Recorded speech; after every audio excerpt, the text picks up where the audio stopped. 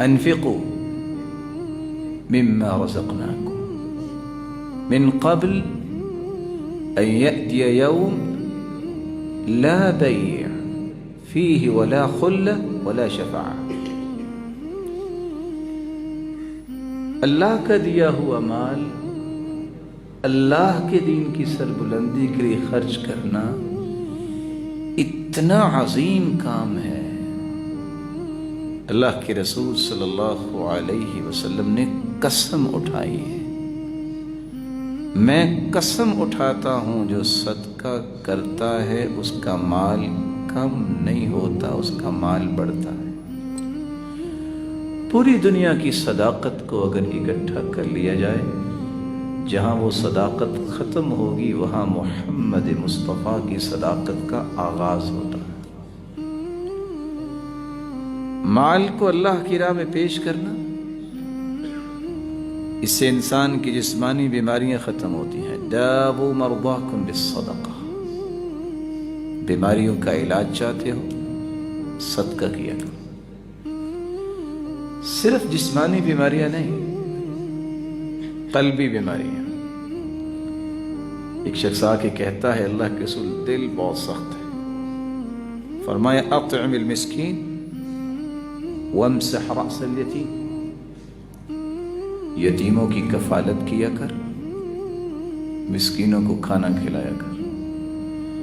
کتنے لوگ آج بکری کا بچہ پالتے ہیں، کوئی زیادہ ہی شوق والا ہے وہ بلی کا بچہ پالتا ہے، کسی نے پرندے کا بچہ رکھا ہوتا ہے، کسی نے کسی جانور کا بچہ رکھا ہوتا ہے. میں منع نہیں کرتا، کسی انسان کے بچے کو بھی پالا کرو، اس کی تعلیم کا بندوبست کرو، اس کو اچھا انسان بناؤ، دنیا کا رہبر بناؤ. اس کی کفالت کرنے والے کا انعام کیا ہے؟ ایک بچے کی تعلیم پہ کتنا کو خرچ آتا ہے. انا وکافل الیتیم کہاتین فی الجنہ، میں اور یتیم کی کفالت کرنے والا جنت میں اس طرح ہوں گے جس طرح یہ میری دونوں انگلیاں ہیں. کتنا بڑا انعام ہے. لا یتم بعد الحل، بلوغت کے بعد یتیمی ختم ہو جاتی ہے. آخر یہ کتنا بڑا کام ہے، اس سے جسمانی بیماریاں بھی ختم ہوتی ہیں، قلبی بیماریاں بھی ختم ہوتی ہیں، بلکہ معاشرتی بیماریاں بھی ختم ہوتی ہیں. ایک آدمی کہتا ہے لا تصدقن اللیلہ، آج رات میں صدقہ کروں گا.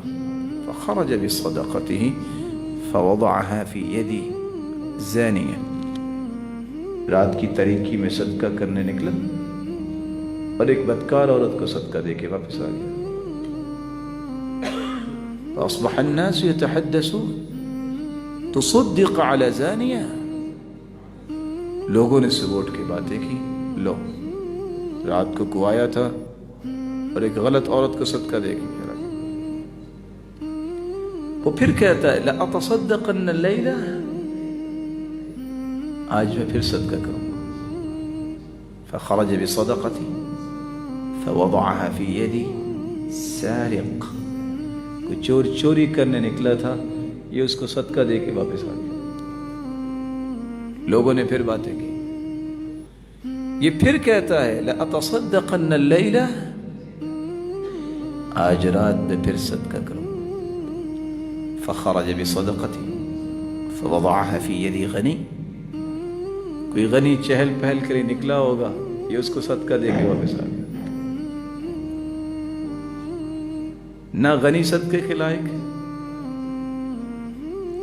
اور نہ ہی کسی کو پتہ چل جائے کہ فلاں چور ہے اس کو صدقہ دیتا ہے، اور نہ ہی کسی کو پتہ چل جائے کہ عورت ٹھیک نہیں ہے تو اس کو صدقہ دیتا ہے. نیت جب ٹھیک ہوتی ہے تو پھر نتیجہ بھی ٹھیک ہوتا ہے.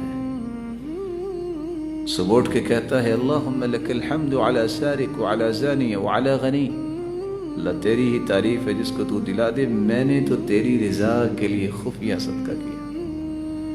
جواب ملا اما صدقتک فقد قبلت، تینوں راتوں میں کیا گیا صدقہ ہم نے قبول کر لیا۔ وَلَعَلَّ السَّارِقَ يَسْتَعِفُ بِهَا عَنْ سَرِقَتِهِ، چور روزانہ کچھ کھاتا ہی ہوگا، تیرے خلوص سے پیش کیے گئے مال میں برکت اتنی آئی کہ اس نے زندگی کی چوریوں سے توبہ کر لی۔ وَلَعَلَّ الزَّانِيَةَ تَسْتَعِفُ بِهَا عَنْ زِنَاهَا، تیرے خلوص میں اللہ نے کتنی برکت ڈالی، وہ زانیہ بھی کچھ کھا کے زندہ تھی، تیرے اخلاص سے پیش کیے گئے مال کی برکت دیکھے وہ پوری زندگی کی برائیوں سے توبہ طائب ہو گئی۔ وَلَعَلَّ الْغَنِيَّ يَعْتَبِرُ فَيُنْفِقُ مِمَّا آتَاهُ اللَّهُ، غنی تو تھا لیکن بخیل بہت تھا، تیرے مال کی برکت ایسی نظر آئی کہ وہ غنی بخل چھوڑ کے وہ بھی خرچ کرنا شروع ہو گیا۔ تو صدقے سے معاشرتی 3 برائیاں ختم ہو گئی۔ یہاں رک کے اس حدیث کی روشنی میں ایک پیغام بھی دوں گا۔ میں اور آپ آج کیا سوچتے ہیں جو ہمیں نہیں سوچنا چاہیے؟ مجھے پتہ چل گیا نا یار، یہ فلاں میں پنڈی میں گیا تھا تو ایک مسجد میں میں نے پیسے دیے تھے، پتہ نہیں انہوں نے کہیں خود نہ خرچ کر لیے۔ اگر اس نے خود خرچ کیے ہیں تو اس کا حساب دے گا قیامت کو، لیکن تجھے شک کرنے کی شریعت نے اجازت نہیں دی، تجھے ٹو میں جانے کی اجازت نہیں دی۔ پتہ چلا نا تینوں دینی کہ چور نے لیا ہے، یہ کہتا ہے یہ تو ایسے ہی لوگ لے رہے ہیں، میں کرتا ہی نہیں۔ اس نے سوچا جس نے رب کی رضا کے لیے کرنا ہوتا ہے اس کو اس چیز کی پرواہ نہیں ہوتی، وہ دیکھتا ہے، جانچتا ہے اور اللہ کے لیے پیش کر دیتا۔ کچھ لوگوں کی عادت ہوتی ہے، میں مسجد میں جاؤں کیونکہ ایک پنکھا میں نے خرید کے دیا، پوری انتظامیہ کو سلوٹ کرنا چاہیے، کاش کہ یہ نہ دیتا تو اچھا تھا، کیونکہ آپ نے اسی پارے میں سنا لا تبطلوا صدقاتکم بالمن والأذى، احسان جتلا کر اور تکلیف محسوس کر کے اپنے صدقات کو ضائع نہ کرو۔ رسول اکرم صلی اللہ علیہ وآلہ وسلم نے صحابہ کا یہ مزاج بنایا ہی نہیں۔ صحابہ کو حکم ہوتا کہ صدقہ کرو، ان کے پاس کچھ بھی نہ ہوتا، کہتے اللہ کے رسول کی اجازت ہے۔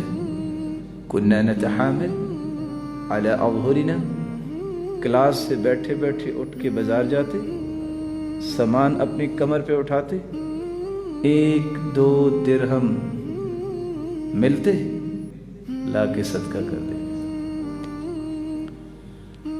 صدقہ صرف معاشرتی بیماریوں کو دور نہیں کرتا، ہر قسم کے فتنے کو بھی دور کرتا ہے۔ فتنة الرجل في أهله وماله ونفسه وولده وجاره، انسان کے نفس کا فتنہ، اہل و عیال کا فتنہ، اولاد کا فتنہ، پڑوسی کا فتنہ اور مال کا فتنہ دور کیسے ہوگا؟ یکفرها الصیام، روزہ رکھے، ہم روزہ رکھتے ہیں، والصلاۃ، نماز پڑھنا، نماز پڑھتے ہیں، والصدقہ، اور صدقہ بھی ساتھ کرے، والامر بالمعروف، نیکی کا حکم کرنا، والنہی عن المنکر، برائی سے منع کرنا۔ 5 کام کر لو، یہ 5 قسم کے فتنے رب تعالیٰ دور فرما دے گا۔ تمنا تو ہوتی ہے انسان کی کہ میں دنیا میں سکون کی زندگی گزاروں، میرا مال بڑھتا ہی نظر آئے۔ ما نقص صدقۃ من مال، صدقہ کرنے والے کا مال کم نہیں ہوتا، بڑھتا ہے۔ اللہ مال تو بڑھ گیا ہے، کہیں موت نہ بری آ جائے۔ الصدقہ تطفئ غضب الرب وتدفع میتۃ السوء، صدقے سے تو اللہ کا غصہ ٹھنڈا ہو جاتا ہے اور اللہ اس کو بری موت سے بچا لیتے ہیں. اللہ بری موت سے تو بچ گئے, تو گناہ, مجھ سے بہت غلطیاں ہو گئیں. الصدقة تطفئ الخطيئة كما يطفئ الماء النار. صدقے سے گناہ اس طرح ختم ہو جاتے ہیں جس طرح پانی سے آگ ختم ہو جاتی ہے. اللہ قبر میں بھی کچھ ہو سکتا ہے, بہت چھوٹی قبر ہے, کیا کروں گا. ان الصدقہ لتطفئ عن اہلها حر القبور. قبر کو ٹھنڈا کرنا چاہتی ہو تو صدقہ کرو. اللہ قیامت کو اٹھیں گے تو وہاں تو حالت ہی کچھ اور ہوگی. فرمایا ظل المؤمن یوم القیامت صدقۃ. ساری دنیا ویسے جاری ہوگی, صدقہ کرنے والے کا صدقہ اس پہ سائبان اور امبریلا اور چھتری بن کے اس کے اوپر جا رہا ہوگا جہاں وہ جا رہا ہوگا. 7 خوش نصیب ہے جن کو عرش کا سایہ ملے گا. ان میں سے ایک وہ بھی ہے وَرَجُلٌ تَصَدَّقَ بِصَدَقَةٍ فَأَخْفَاهَا حَتَّى لَا تَعْلَمَ شِمَالُهُ مَا تُنْفِقُ يَمِينُهُ. جو دائیں ہاتھ سے صدقہ کرتا اس کے بائیں ہاتھ کو بھی پتہ نہیں چلتا. اللہ اس کو عرش کا سایہ نصیب فرما دے.